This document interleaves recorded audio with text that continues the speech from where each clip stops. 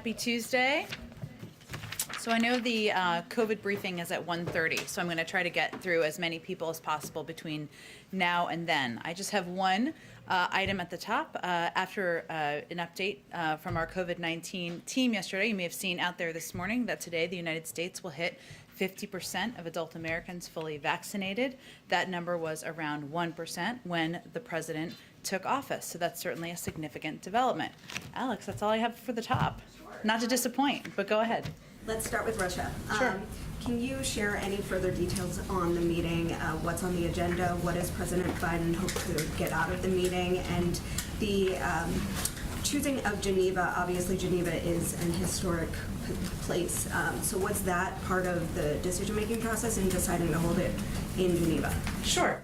Well, let me start with, of course, you've seen the statement we put out this morning confirming that President Biden will be meeting with President Putin in Geneva, as you said, on June 16th. The leaders will discuss the full range of pressing issues as we seek to restore predictability and stability to the U.S.-Russia relationship. And to more specific to your question, we expect they will spend a fair amount of time on strategic stability, where the arms control agenda goes following the extension of New START. Obviously, we're both members of the P5+1 as well, as those negotiations are ongoing. The President will also raise Ukraine, underscoring America's support for Ukraine's sovereignty and territorial integrity. And he will also plan to raise Belarus and convey our grave concerns as he has now done publicly, privately, as he has now done publicly.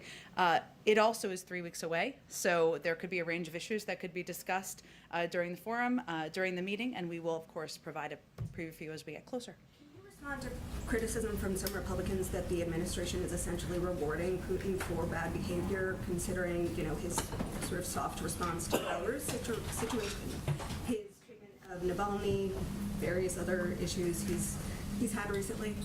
Well, we may have forgotten over the last couple of years, but this is how diplomacy works. We don't work together. We don't meet with people only when we agree.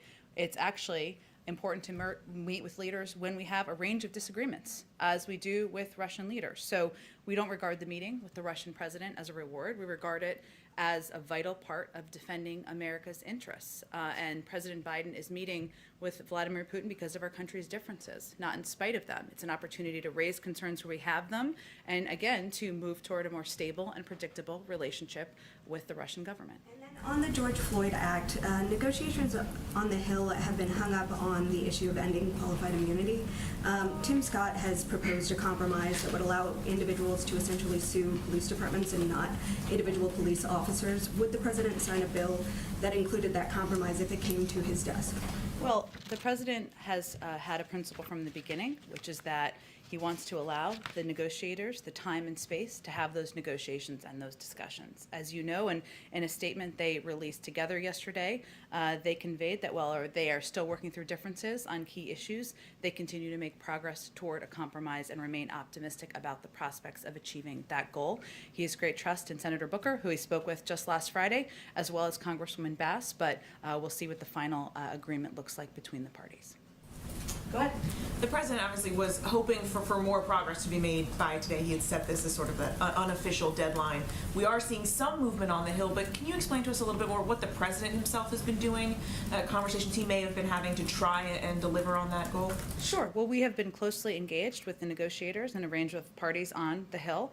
We have also been respecting the space needed for the negotiators to have these discussions about where they can find common ground and where they can find agreement. So we've been closely engaged. The president himself called Senator Booker to get an update last Friday. I expect he'll continue to get updates over the coming days. And we have also made it a priority to leave space for the negotiators to have these discussions. We've actually gone back and have been talking to some of the police reform advocates, some of the victims' families who met with the president during the campaign to kind of get their perspective on action or lack thereof coming out of Washington. And some of them have expressed some real frustration that they feel that the president could be doing more here, that he could be putting more public pressure on Congress. Your response to that, and why aren't we seeing him today, for instance, come out and speak publicly and trying to urge more action here?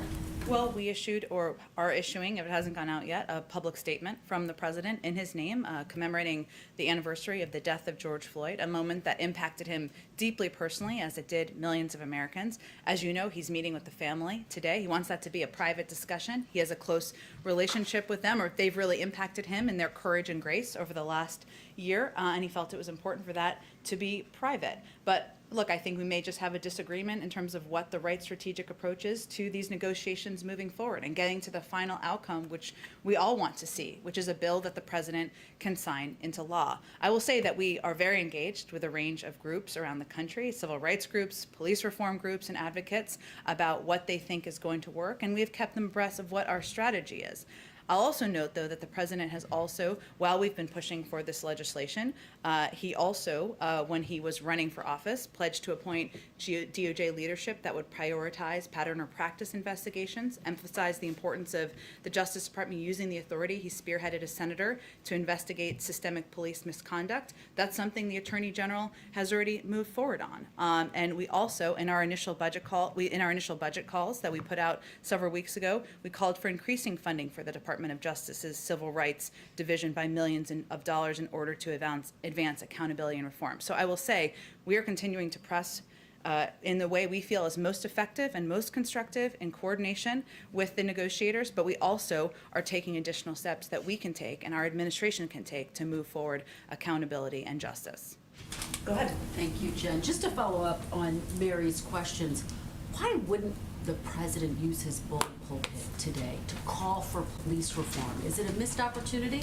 Well, Kristen, he used the opportunity of his joint session address, which is the highest profile moment any president of the United States has in their first year of office, to call for forward movement on police reform, to call for the George Floyd Justice and Policing Act to pass. And we put out a statement today, and he's meeting with the family. Again, I think this is a matter of what we feel is most constructive to move these negotiations forward and to get to the final outcome that everybody who advocates for justice, who advocates for reform wants to see, which is signing this bill into law. And when does he expect to see this bill on his desk? Is it this summer? I'm not here to put a new timeline on it, Kristen. He's encouraged by the statement we saw the negotiators put out yesterday, that they feel there is an opportunity for progress, for forward momentum, for forward movement. That's certainly significant coming from Democratic and Republican negotiators. As you know, Congress works very well when they have a deadline. There doesn't seem to be a deadline anywhere. As soon as possible, he'd like to sign the bill into law.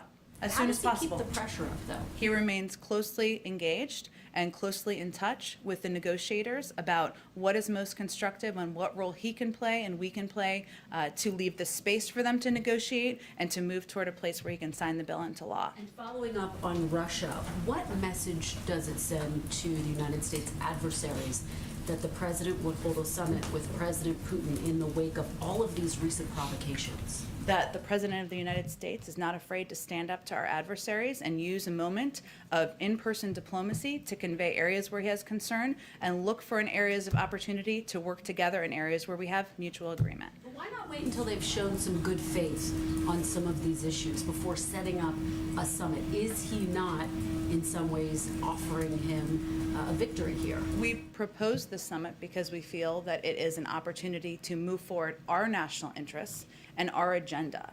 And the most effective approaches to diplomacy are those where you seek opportunities to have tough conversations. We're not suggesting that at the end of this that is going to be easy breezy from here. In fact, we continue to expect that we'll have difficult conversations. We will have confrontations at points about areas where we have disagreement, but this is an opportunity to move toward a more stable and predictable relationship with Russia. Very quickly on Belarus, I know you got a question on this yesterday. It's now been 24 hours. Has the White House, has the president determined whether Russia had any role in diverting that plane?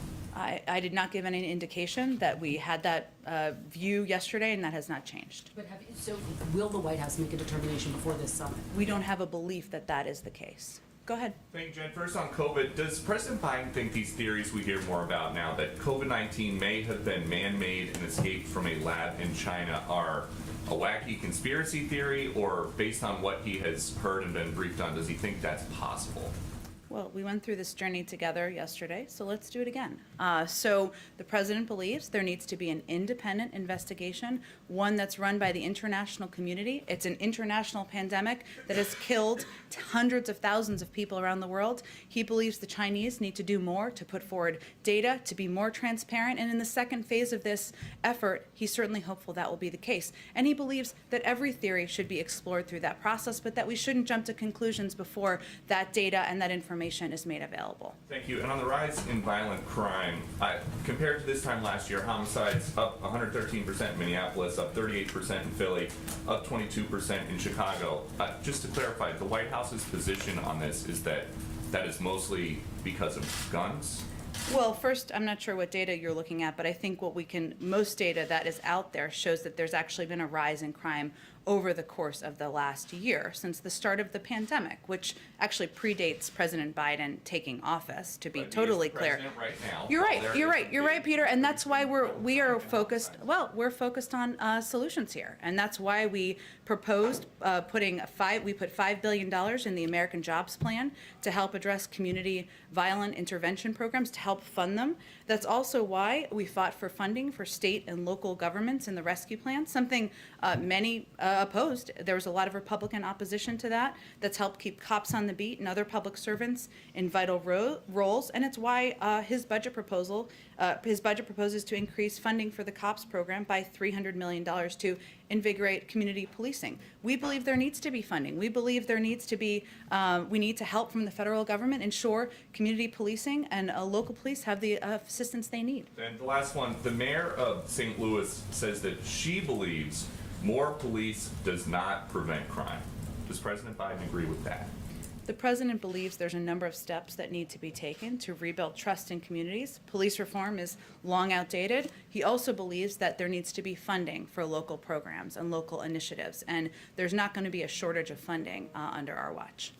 Go ahead. Back to Belarus, why does it seem like the U.S. is sort of lagging behind what other nations have done? The EU was very quick to impose sanctions. What is the U.S. considering, and why is it taking until now or beyond? It's only been a few days. It's not been that long. I will say that the president has asked his team to develop appropriate options in close coordination with the European Union, our allies, and other international organizations to help hold the Lukashenko regime to account, including sanctions. Is there anything, could you give us some readout of what's being considered? Not before it's presented to the president, but he's asked his team to put together some options for him, and we certainly remain in close touch and coordination with our European counterparts. And as I read out yesterday, our national security advisor spoke with his Russian counterpart and certainly conveyed in strong terms our concerns here as well. And secondly, on infrastructure, Republicans today are saying that in their Oval Office meeting with President Biden 2 weeks ago, that the president indicated he was comfortable with $1 trillion over 8 years. Is that accurate? And secondly, they're also saying that White House staff has since ignored that sort of offer, if that's the right word. Well, let me just peel the curtains back for you here a little bit. I don't know if that's peeling the curtains back, but you know what I'm saying. The counter proposal that our team put forward on Friday was approved by the president, was signed off by the president. Every single detail of that was directed by the president of the United States. He was in the Senate for 36 years. I can promise you he does not take a hands-off approach to legislating, negotiating, and determining what kind of counter proposals we should put forward. Now, we put forward a counter proposal that that cut the price tag by $550 billion. We felt that was a good faith effort. And we look forward to getting a counterproposal back from the Republicans, which we've seen they've conveyed we expect to get later this week. And we certainly look forward to that. At the same time, I will say that we expect this week to be a week of progress. We know tomorrow the Energy and Public Works Committee, under the leadership of Chairman Carper and Ranking Member Capito, is marking up the Surface Transportation Bill. That's a $303 billion infrastructure bill that is a great down payment. It's very much aligned with the president's proposal and initiatives. We expect the Senate to finalize an agreement on the Innovation and Competition Act this week. This is a proposal led by Leader Schumer that will make an important investment in research and development. And again, we expect to get a counterproposal later this week. I'd say that's progress, that's legislating, that's negotiating, that's compromise certainly happening. Just real clear, so the $1 trillion that was not mentioned in the Oval Office? I'm not going to read out any more specifics of a private conversation, but I will just reiterate that the proposal put forward last Friday, that we put out transparently to all of you, that brought the price tag down by $550 billion was directed, signed off on by the President of the United States. Go ahead. Thank you, Jen. Question for you on the Olympics. On Monday, the U.S. urged against travel to Japan, and this is just 2 months before the Olympics. Has there been any change in the United States support for Japan's decision to hold the Olympics? Our position has not changed on the Olympics. We respected the decision to delay the games last summer. We understand the careful considerations that the Japanese government and the International Olympics Committee are weighing as they prepare for the Tokyo Olympics this summer, and the government has stressed that public health remains the central priority as they plan to host the games. President proudly supports U.S. athletes. I would note that we're talking about athletes, of course, traveling under the Olympic umbrella, which within their strict COVID protocols. This is one of the very limited categories of U.S. travelers that are actually planning on going to Japan for the Olympics. There are very specific entry and movement rules and procedures which the organizers have laid out in order to ensure the protection of everyone involved. Okay, and I just had a quick follow-up on Russia. Sure. You mentioned that the president is likely to bring up Ukraine in Belarus. What is going to be his message to President Putin specifically on Ukraine? I mean, despite Russia's announced withdrawal, a senior Ukrainian official told Reuters earlier that Russia still had about 100,000 troops near the border and in Crimea. Well, the president will continue to convey what has been his consistent message, that is Ukraine is a sovereign country. We respect, and we are closely coordinated with them. We support them in their efforts to protect their people and protect their borders.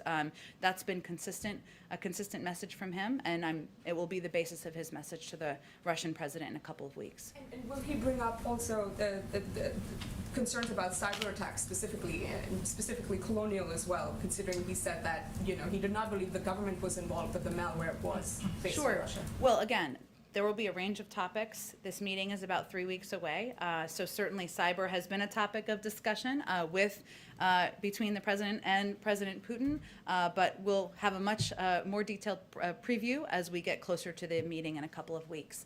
Go ahead, Wisha. Thank you, Jen. On Russia, now that the summit has been formalized, were there any preconditions attached to the meeting?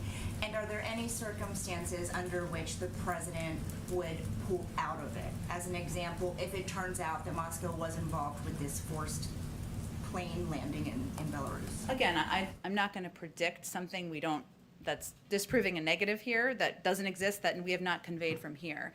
But I would just reiterate that we don't see this meeting as an opportunity to just talk about everything we agree on. We see this as a diplomatic opportunity for the United States, one that's in our national interests, which is to convey areas where we disagree, to have a conversation about concerns we have, and also look for a more stable and predictable path forward. We don't expect everything to be solved at the end of this meeting, but we think that it is in our interest to have the meeting, which is why we proposed it to the president. Were there any preconditions? No. And also, under the previous administration, there was little detailed record of the face-to-face meetings between former President Trump and Putin. In the Helsinki meeting, no one was in the room except the two leaders and their interpreters. Will there be other U.S. officials in their face-to-face meetings to serve as witnesses, and can you commit to providing readouts of the meeting? We certainly will provide readouts. I don't have anything on the format of the meeting, but as is standard, there typically is a representation from both sides. I guess housekeeping. Sure. In Europe, the president will be in Brussels for the NATO summit on the 14th. He'll be meeting with Putin on the 16th. What are his plans for that day in between? There's an EU summit, I believe, in that day in between that's been announced that he would be attending, I think is the day in between. Go ahead. Thanks, Jen. Secretary Blinken announced today that the U.S. wants to reopen the consulate in Jerusalem. I'm just wondering, why now? Why not 3 months ago or 4 months ago, given the role that consulate has played historically pre the last 4 years? Sure, you're right, and we didn't. You're right in that he has announced that, I should say, and that It is an important step in our view in terms of continuing to rebuild the relationship with the Palestinian leaders that was cut off for several years because of the closure of the consulate, because UNRWA funding was cut off in 2018, and there really wasn't a method for engaging with Palestinian leaders and others. Look, we've taken a number of steps over the last couple of months. Back in April, we announced the resumption of U.S. assistance to the Palestinians, including economic, development, humanitarian, and security assistance. In our view, this is a next natural step to announce plans to reopen the consulate, and again, also announce our commitment to contributing to the funds to rebuild Gaza. So these are all part of our efforts to rebuild that relationship. Okay, now following up on Alex's question a little bit, the Republican senators said explicitly they believe their counteroffer will be in the $1 trillion range. Would that meet the definition of progress by Memorial Day to keep these talks going beyond this week? Well, again, as I said a few minutes ago, our view is that this can be a week of progress, and including the counteroffer, which we expect to get later this week. I'm not going to prejudge what that looks like. We'll have to look at the nitty-gritty details. Certainly, them coming up and funding is progress, but we'll see what that looks like. In addition, the markup tomorrow of the surface transportation bill, that's bipartisan work trying to fund an infrastructure bill that's consistent with the principles of the American Jobs Plan. And these are all positive steps forward in our view. And just one more quick one. If you have to go alone, do you feel like Democrats are ready to do, like, you were talking yesterday to Eugene that, you know, constant conversations with them, committee chairs, rank and file. If you have to go alone, do you feel like the caucuses are with you in that decision? Well, we're not quite there yet. We're still working with Republicans, Phil. Hang in. Go ahead. Thanks so much, Jen. I've got two questions. First, just continuing on the Wuhan journey, I wanted to ask a little bit about a report from House Republicans suggesting that dissenting views in the intelligence community were suppressed, sort of to follow up on the origins of this virus. Can you comment on that, whether some of these dissenting views were suppressed in the intelligence community, and whether the Biden administration is doing anything to ensure that doesn't happen? But intelligence views suppressed by the prior administration? This administration, the prior administration, well, you know, this is now the Biden administration, so. I know, but I think this is an accusation about the prior administration suppressing views. This is the culture that the Biden administration has inherited. I mean, the intelligence community has not had any sort of major overhaul that I'm aware of, at least. And if there is a sense that this view was being suppressed in some way, is there anything the Biden administration has done to make sure that's not the case? Well, I think we've sent a clear message that we are going to rebuild our institutions, whether that's the intelligence community, the Justice Department, the civil service that who are the backbone of our government. So there's no question about that. I think when it comes to the kind of reports we've seen over the last couple of days, our view is that sound and technically credible theories should be thoroughly evaluated by international experts. And yes, there have been a range of reports, but a fact sheet issued by the previous administration on January 15th, which I think there's been a lot of focus on, did not draw any conclusions regarding the origins of the coronavirus. So our view is that, yes, there are a range of views. We welcome the range of views throughout the administration. There still needs to be an international investigation. We need Chinese cooperation in order to provide data, in order to be transparent about what happens on the ground. We all want to see that outcome. There are a lot of good questions we have the Chinese should answer, and that's where our primary focus is on. Intelligence apparatus that's much greater, ideally, than the rest of the world. I mean, wouldn't there naturally be quite a curiosity within the Biden administration that this could have come from a lab in Wuhan? I mean, it's, nearly 600,000 people here have died, and the president has shown an enormous amount of empathy for that. But should this be the cause, it would seem that the United States would want to put some of its intelligence firepower onto that question. Well, I think, Annie, as you're not a public health expert, I assume, neither am I think we need access to the underlying data. We need access to the information that the Chinese government has in order to make a determination through the international bodies that would do this investigation. And that's something we've called for many, many times. And we've pressed with our international partners for the WHO to support an expert-driven evaluation of the pandemic's origins. We would certainly participate in that with all of our resources from the United States. But given it was an international pandemic, yes, it's killed, as you said, more than 500,000 people here in the United States, killed hundreds of thousands more around the world. We're going to do that in coordination with our international partners, continue to press the Chinese to release that data and information, and play a constructive role in the second phase of the investigation. I just also wanted to ask you about a phenomenon known as... The giggle gives away, I don't know what this question is. We'll see. So I've already ruined it here. But this is quite a serious issue. There are these unrecognized objects in U.S. airspace that are also known as unidentified aerial phenomenon, I understand. And I wanted to see, there's a DNI report that I understand is going to be released soon. Can the Biden administration commit to releasing it in full?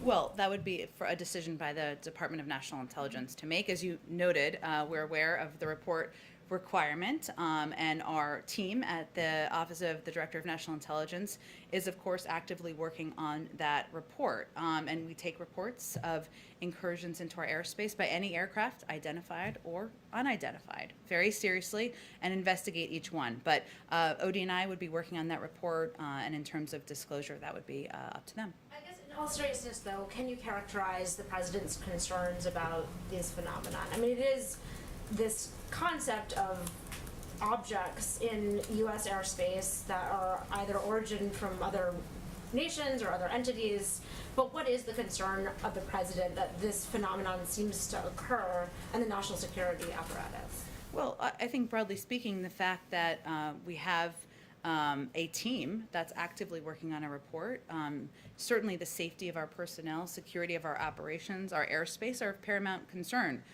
whether that is identified or unidentified aircraft. And we don't discuss that publicly for a range of reasons, but certainly the president supports the ODNI putting together a report and following through on that commitment. Go ahead. On housing, today we saw that sales of new homes declined in April by more than analysts had expected, in part because of rising prices, because of the increasing cost of materials like lumber. Does the administration have concerns about what it's seeing in the housing market, in particular, both in the new homes and existing, and sort of the bidding war environment that's existing for a lot of existing homes right now, and what it can mean for the broader economy? Sure. Well, first let me say, for some middle-class families, I know not the ones you referenced, their home is their primary source of wealth. So the financial effects that some are feeling are positive. That said, the increase in housing prices we've seen does raise concerns for us about housing affordability and access to the housing market, which is certainly, as you alluded to, Jen, impacting many, many Americans. We recognize there is a need for new housing supply, particularly on the affordable end of the market. There are issues, supply and demand issues, as you are well aware of, with construction and supplies that are needed to build new houses, which we're seeing an impact on the market. One of the reasons that we proposed a number of the initiatives we did, including the neighborhood homes tax credit, which would renovate 500,000 single-family homes in low-income neighborhoods and help ease the nationwide shortage, is because we knew we could see this becoming an issue. So as our team looks at it, we recognize that, as we've talked about a little bit around other issues, restarting the economy is going to produce some bumps, and there are some barriers to increasing supply in the short term, supply and demand, et cetera. We're carefully monitoring these issues. We are cognizant of and concerned about housing affordability and access in the housing market, and our team is watching it very closely. Go ahead. Can I just follow up on some of the infrastructure questions? Both in some of the Republican senators' comments on the Hill today, in their written statement last week, there were mentions of sort of the White House staff potentially getting in the way of negotiations. This is also a theme that we heard back in February. Is there any daylight between the staff and the president in these negotiations? Do you think that, and why do you think that the Republicans are using this kind of wedge in this conversation? Well, I'm probably not the right source to answer the second part of that question, but I can tell you on the first On the first, many people, you can ask that question. On the first, the president oversees and directs his team as it relates to what he wants to see on negotiations, what kind of proposals he wants to see, and he signed off on the proposal that was put forward on Friday, which he felt, and we all felt, was a reasonable counteroffer, given it brought the price tag down by $550 billion.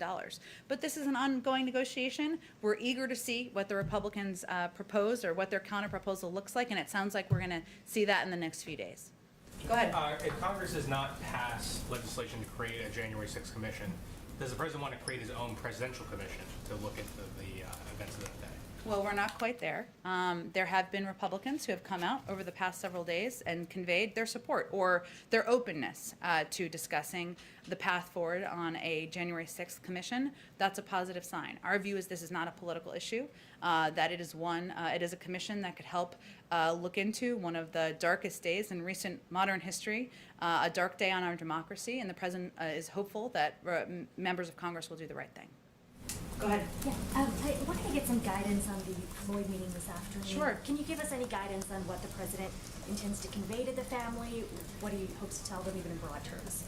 Well, I think a lot of the meeting will be him listening to them and hearing from them on what they want the path forward to look like. He'll provide them, I'm sure, an update on his efforts on the legislation and the negotiators, which is important to everybody who will be in that meeting. But he really wants it to be, he wanted it to be a private meeting because he has a personal relationship, and he wanted to hear how they're doing, give them an update on his efforts to sign a bill into law and ensure there's long overdue accountability. And, I expect we'll have a readout after the meeting. One more quick question, and that is, we were told that the administration moved to terminate members of the U.S. Commission of Fine Arts, and one of my colleagues reported out a story with an interview with the chairperson of this commission who said that in the history of this Commission on Fine Arts, this had never happened before, that the president or his administration had asked for the termination of all 3 members of the committee. Can you give us any clarification on why this move was made and why the president decided to remove these commissioners? I unfortunately don't have all the details on this. The little piece I recall is that a number of them were nominated just recently in January of 2021, so before President Trump left office. And certainly any president coming in has the right to nominate their own people to serve on a commission or serve in any positions in their own administration. But I can see if there's more details to provide to you. Go ahead. If there is not a negotiation that has been able to be reached on today on the George Floyd Justice and Policing Act, what is the president willing to do? What if this just cannot go through? Well, that's not the indication we've been given by any of the negotiators who put out a joint statement yesterday indicating that there was progress, that there was an opportunity to move these negotiations forward, and the president thought that was encouraging. Part of that was the issue of qualified immunity. How does the president feel is he more on the side of like Congressman Clyburn, who says let's take it out and come back to that issue, or more on the side of Representative Maxine Waters, who's like, I'm not just going to take just anything? How does he feel with that? Well, the president was a supporter of the original bill proposed, but he also wants to leave space for the negotiators. He has a great deal of trust in Congresswoman Bass, and he's looking forward to seeing what comes out of those discussions. One more question. What percentage of the approximate 48 million rental units that are available in the U.S., how many are actually covered under the eviction moratorium? That's a excellent question. I'd have to check with our Department of Housing and Human, HUD, the HUD. I'll check with our friends at HUD, and I'm happy to get a number to you if that's available. Go ahead. Thank you. And to build off her question on police reform, Sure. Is there a plan B? Would President Biden use executive action on police reform? Well, he's already, of course, taken many executive actions. He wants, at this point, he feels the most constructive role he can play is to stay in close touch with the negotiators to make sure he is continuing to advocate for moving this legislation forward and leave space for them to negotiate. So we're not going to get ahead of that. He was encouraged by the public statement made by the negotiators, bipartisan, Democrats and Republicans, just yesterday.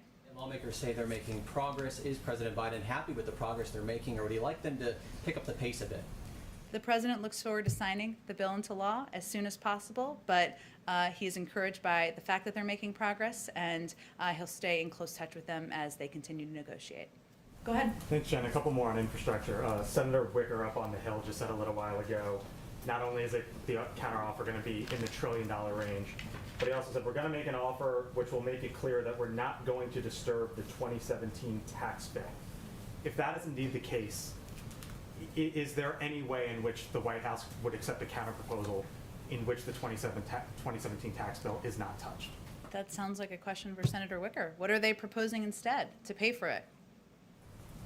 Well, I guess you guys need to see some of the details, but in terms of a top line, if that just flat out isn't touched, does that mean you guys can't come? The proposal is about investing in infrastructure, creating millions of jobs, making sure we're competing with China and preparing our workforce. The president proposed a way to pay for it. We're waiting here hear back from Republicans on how they would propose to pay for it. So if they don't want to touch the 2017 tax cuts, $2 trillion tax cuts that did not end up having a windfall back to the American public, I guess that's their choice what they put in their proposal, but they have to propose an alternative. So I guess I hope you ask Senator Wicker that question. And to bounce off another question as well, can you assure the American people that there is going to be an infrastructure package, whether it's negotiated between the White House, congressional Democrats, and congressional Republicans, or if this ends up going down the line of reconciliation in which Democrats come together and put forth their own plan? One way or another, however this comes about, are you confident that there, at the end of the day, is going to be an infrastructure package? Well, the president's only line in the sand is inaction. Right now, we're in the midst of bipartisan negotiations. We're looking forward to getting a counterproposal. We're seeing bills marked up over the next few days that are a down payment on the president's ideas. Those are all positive signs. So we're in the midst of progress here. So that's what we're focused on at this point. Go ahead. Thanks, Jen. To follow up on some of the questions about investigations, the origins of the coronavirus. Yeah. You've spoken a lot about the need for an independent investigation. What role does the Biden administration think U.S. scientists or CDC scientists should play in that investigation?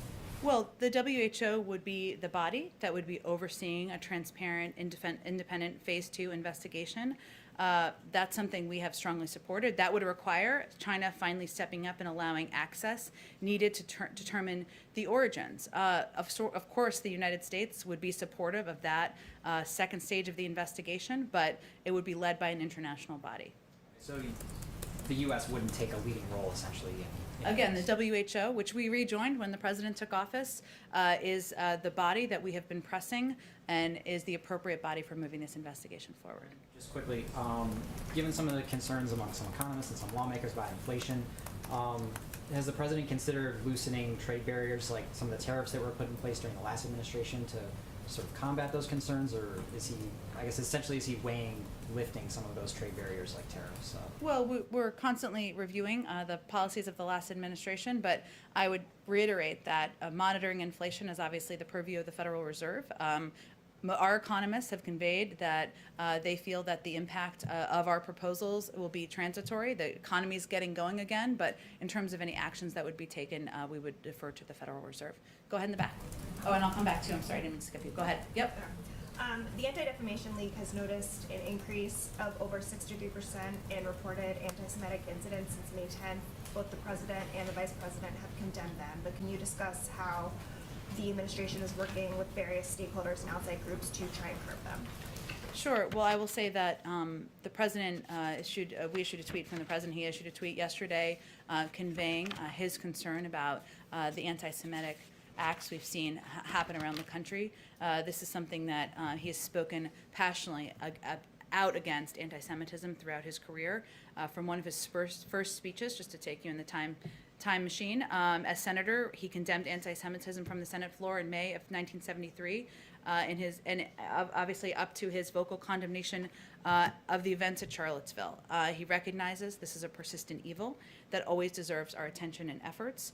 We've been working in close and ongoing contact. We've been in close and ongoing contact, I should say, with the Jewish community to offer our support. We've taken steps to confront anti-Semitic violence and hate crimes of any type, including by signing into law stronger hate crimes legislation just last week. But we are also working to bolster safety and security of synagogues and other religiously affiliated facilities.